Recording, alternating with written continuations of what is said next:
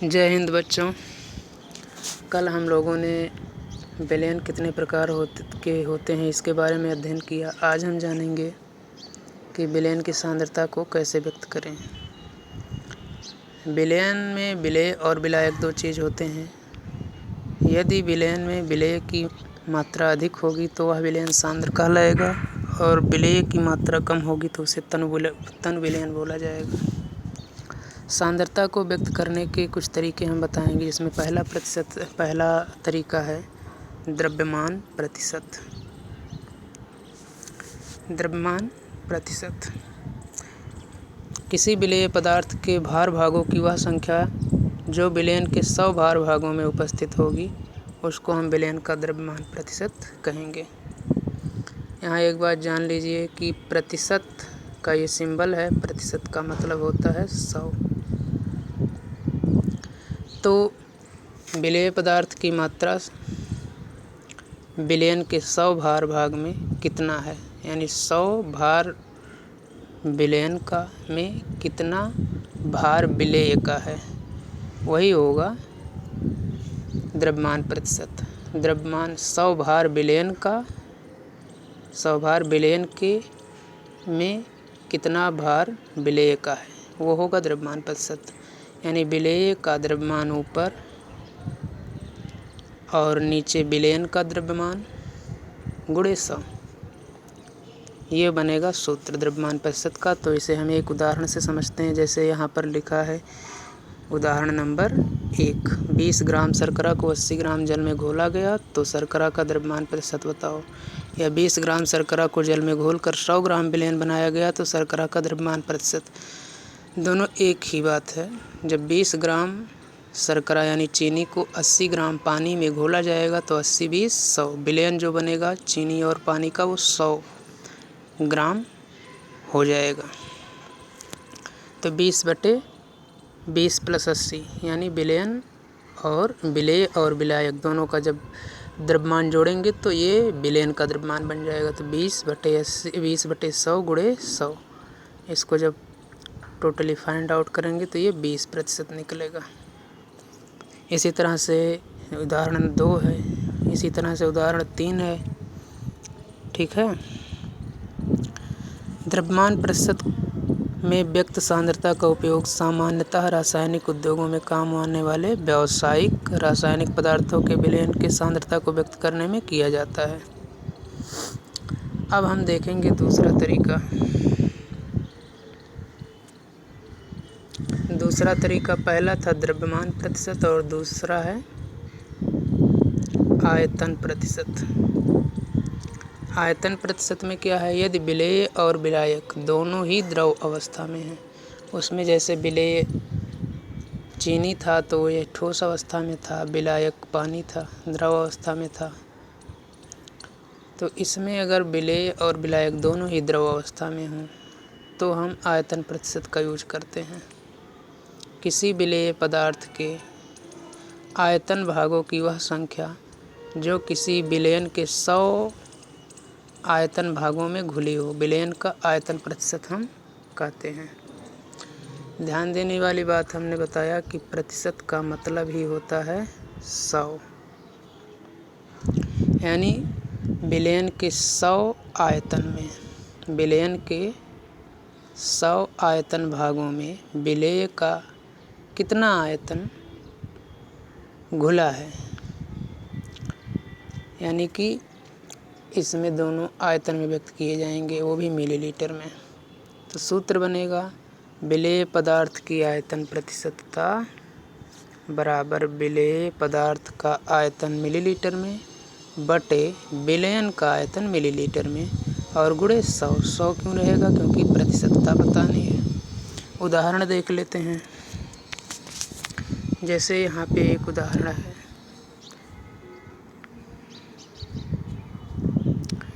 कि 20 millilitre ethanol को 160 millilitre जल में घुला हुआ है। एथेनॉल का आयतन प्रतिशत बताओ। 20 मिलीलीटर एथेनॉल 160 मिलीलीटर जल में घुला है, तो एथेनॉल का आयतन प्रतिशत बताओ। तो एथेनॉल 20 मिलीलीटर है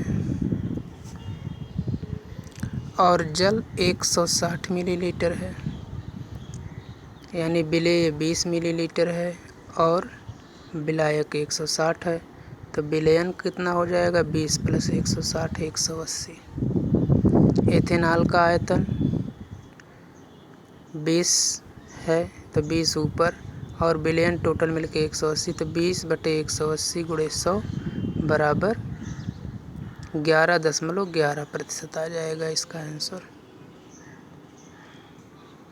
अब हम इसको व्यक्त करने का एक दूसरा तरीका देखेंगे। क्या? तीसरा तरीका है द्रव्यमान आयतन प्रतिशत। द्रव्यमान आयतन प्रतिशत किसी विलेय पदार्थ के भार भागों की वह संख्या जो विलयन के 100 आयतन भागों में घुली हो, विलयन का द्रव्यमान आयतन प्रतिशतता कहलाएगी। प्रतिशतता है तो 100 रहेगा। किसी विलेय पदार्थ के भार भागों की वह संख्या है, यानी एक द्रव्यमान है दूसरा आयतन है, तो विलेय पदार्थ का कितना द्रव्यमान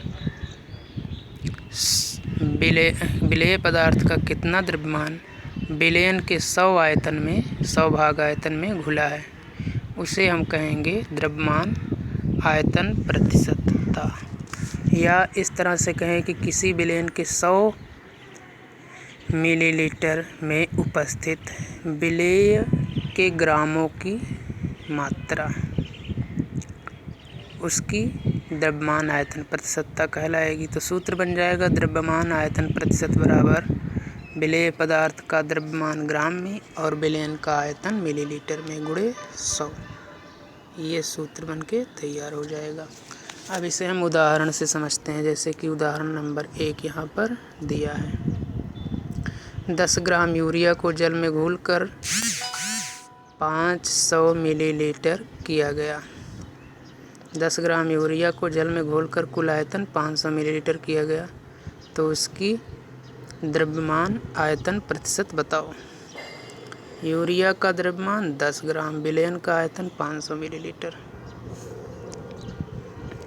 तो विलयन का यहाँ पर 500 दे ही दिया है, तो इसे हमें अलग से फाइंड आउट करने की ज़रूरत नहीं है, क्योंकि विलयन का टोटल आयतन जो है 500 मिलीलीटर दिया है। तो 10/500 × 100, ये 00 कट जाएगा, बचेगा ऊपर 10 और 5 से 5 दूनी 10, ये हो जाएगा 5 दूनी 10, तो बचेगा 2%। अब ये बचेगा 2%। इसी तरह से उदाहरण नंबर 6 भी है और इसी तरह से उदाहरण नंबर 7 भी है। अब हम देखेंगे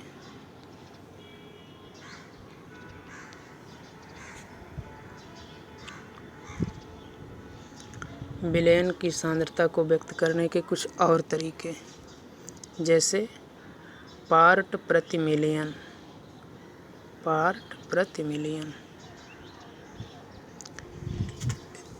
तो मिलियन का मतलब होता है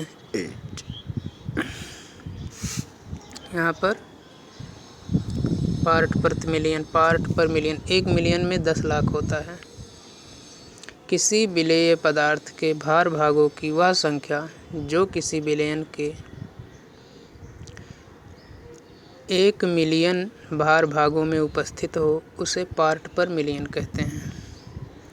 यानी विलयन जो है, किसी विलयन के 1 मिलियन भार भाग में विलेय पदार्थ की कितनी मात्रा उपस्थित है, इसी को पार्ट प्रति मिलियन, यानी प्रति मतलब 1 मिलियन में कितने विलेय पदार्थ की मात्रा है, उसको पार्ट पर मिलियन कहेंगे।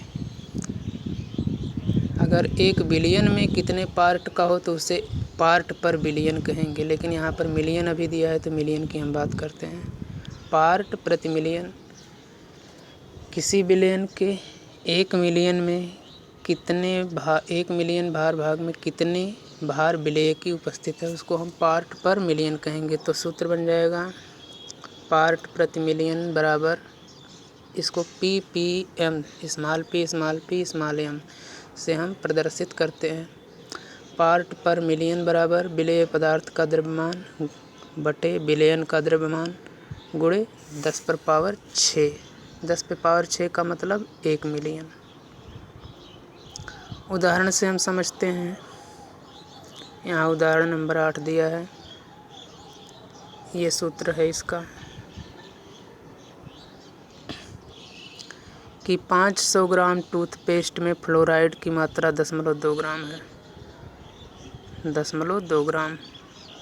तो ppm में फ्लोराइड का सांद्रण कितना होगा, यानी पार्ट प्रति मिलियन में फ्लोराइड का सांद्रण। तो 0.2 कितना है, 500 ग्राम टूथपेस्ट में फ्लोराइड की मात्रा 0.2 ग्राम है। तो 0.2 बटे 500 गुणे 10⁻6। ठीक है। इसको जब सॉल्व करेंगे तो ऊपर नीचे हम 10 से मल्टीप्लाई कर देंगे। 10 से मल्टीप्लाई कर देंगे तो यहाँ ये जो पॉइंट में 2 है, ये जो 2 है 0.2, ये पॉइंट हट के 2 बन जाएगा और ये 10 ख़त्म हो जाएगा। तो ये सिर्फ 2 हो जाएगा, ये सिर्फ 2 हो जाएगा और 2 बटे यहाँ 10⁻6 यानी 1 2 3 जो यहाँ 3 पावर हो जाएगा तब, क्योंकि ये कट जाएगा। और 3 पावर में से 1 0 अगर यहाँ कर दें तो ये 2 यहाँ बचेगा।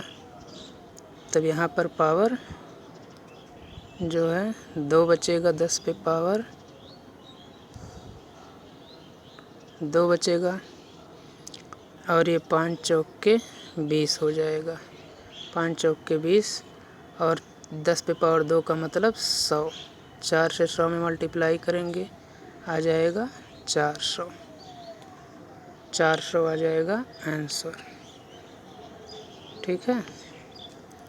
तो ये आंसर आ जाएगा 400, जो कि यहाँ पर 400 ppm 400 पार्ट प्रति मिलियन हो जाएगा।